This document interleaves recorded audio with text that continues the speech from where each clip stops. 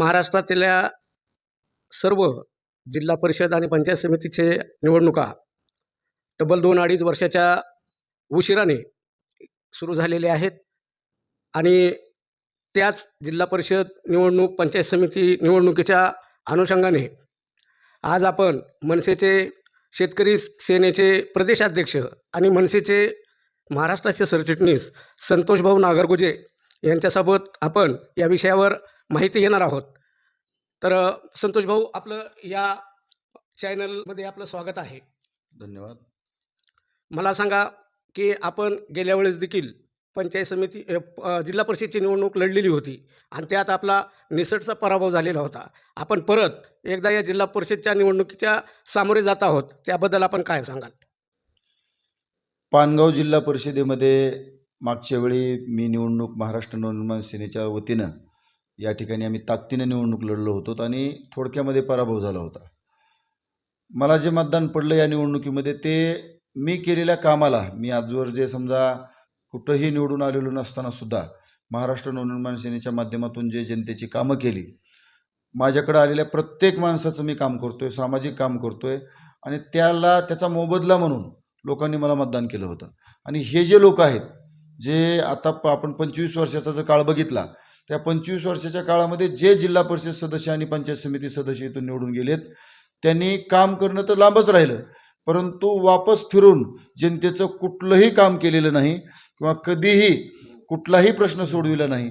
त्यामुळं लोक त्यांना वैतागलेले आहेत आणि म्हणून आजही आम्ही कामाच्या माध्यमातून लोकांसमोर जाणार आहोत आणि 100% ही निवडणुकीमध्ये विजय मिळवणार आहोत. बरं, या गेल्या वेळेसपेक्षा यावेळेसची निवडणूक आपल्याला अवघड वाटते का? कारण आमदार पुत्र ऋषिकेश कराड हे आपल्या समोर या ठिकाणी निवडणुकीसाठी उभे आहेत, त्यामुळे आपल्याला त्याबद्दल काय म्हणायचं?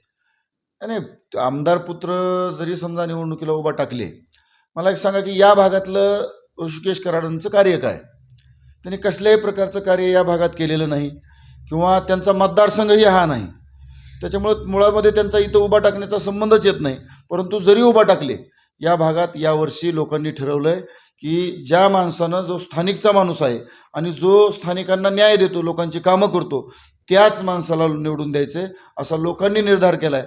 त्याच्यामुळं आमदार पुत्र जरी आला आणि कोणीही आलं तरी या निवडणुकीमध्ये कोणाचीही मात्रा चालणार नाही, कारण हे लोक निवडून आल्यानंतर सर्वसामान्य लोकांना भेटू शकत नाहीत, हे लोकांना माहिती आहे. बरं, आपण मनसे प्रदेश सरचिटणीस म्हणून आपण लातूर जिल्ह्यामध्ये किती पंचायत समिती आणि किती जिल्हा परिषदा आपण लढवण्याचा या ठिकाणी ठरवलेला आहे? जवळपास 10 जिल्हा परिषदा आणि 20 पंचायत समिती अशा पद्धतीनं आम्ही जिल्हा परिषदेची इथं संपूर्ण लातूर जिल्ह्यामध्ये तयारी केलेली आहे.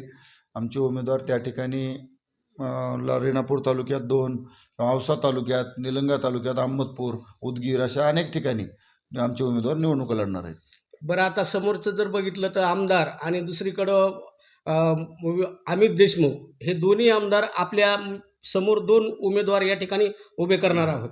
त्यांच्याकडे पैशाचं आर्थिक म्हणजे पैशाचं त्यांनी आपण पाहतो की निवडणुकीमध्ये पैशाचा अतिशय धिंगाणा होतोय.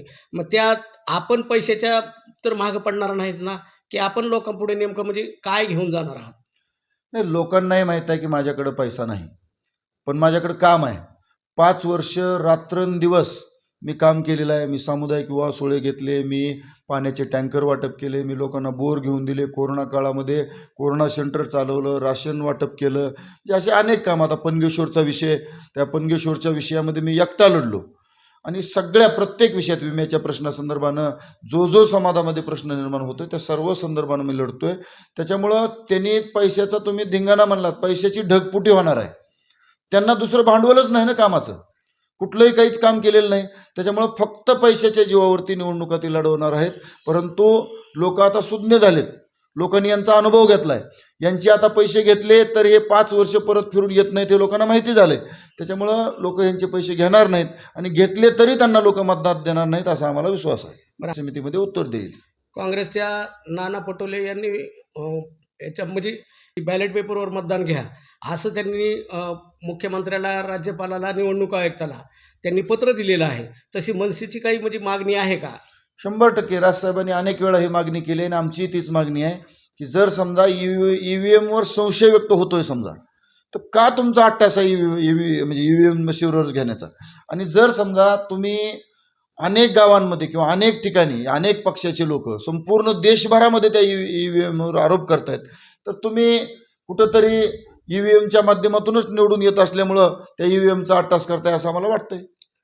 अच्छा. आता मला सांगा, तुम्ही तर जिल्हा परिषदच्या पंचायत समितीच्या निवडणुकीला आता सामोरे जात आहात. तर नेमकं तुम्हाला पानगाव जिल्हा परिषद गट म्हणून तुमचं लोकांपुढे आता काय विजन असणार आहे?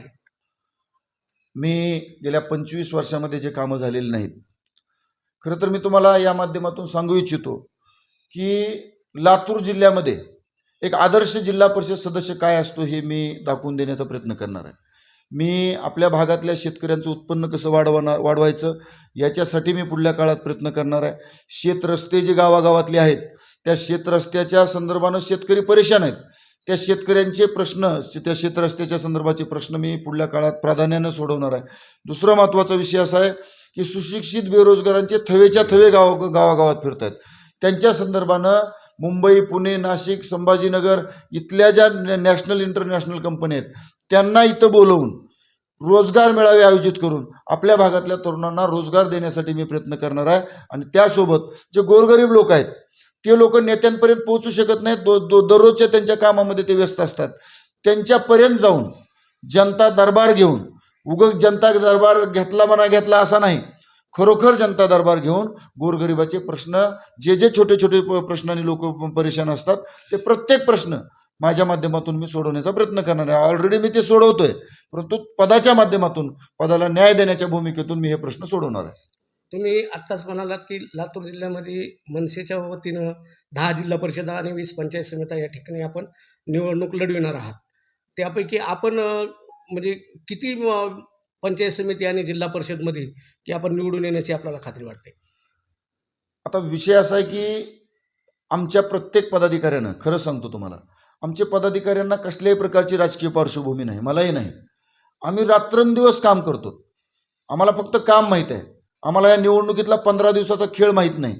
पैसे, अमुक तमुक, लबाड्या, कोपऱ्याला गुळ लावणे, खोटे आश्वासन हे आम्हाला येत नाही. आम्ही कामाच्या जीवावर जर लोकांनी मतदान केलं तर सर्वच ठिकाणी आम्ही निवडून येऊ असा आम्हाला विश्वास आहे. धन्यवाद. टाइम्स ऑफ महाराष्ट्रकरिता लातूर जिल्हा प्रतिनिधी विष्णू आचार्य.